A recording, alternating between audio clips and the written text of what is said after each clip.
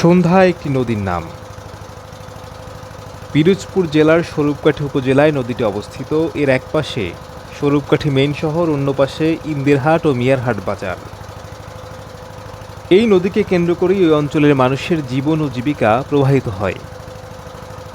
একসময় এই নদী দিয়ে নিয়মিত ঢাকার লঞ্চ চললেও এখন পদ্মা সেতু হওয়ার পরে সেই প্রবাহ অনেকটা কমেছে। মাঝে মধ্যে লঞ্চে যায়, বিশেষ করে ঈদের সময়।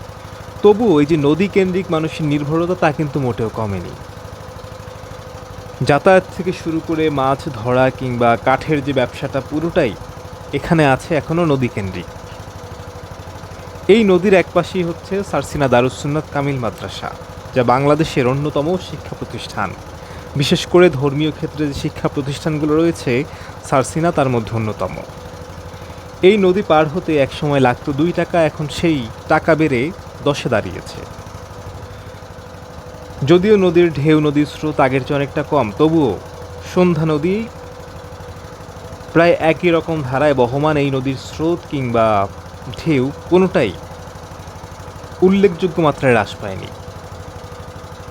বর্ষায় এই নদী টইটম্বুর হয়, ভয়ঙ্কর হয়ে ওঠে। আবার এই নদী শীতকালে শান্ত স্নিগ্ধ হয়ে যায়। এই নদীতে তখন জল টলমল করে, আর বর্ষার দিনে ঘোলা জল থাকে। সন্ধ্যা নদী হচ্ছে এই অঞ্চলের একটা প্রখ্যাত দর্শনীয় স্থান। অনেকে এখানে ঘুরতে যান। বিশেষ করে যারা পেয়ারা বাগানে যান, তারা বানারীপাড়া হয়ে এই নদী ধরে আটঘর কুইরানা যেয়ে থাকেন।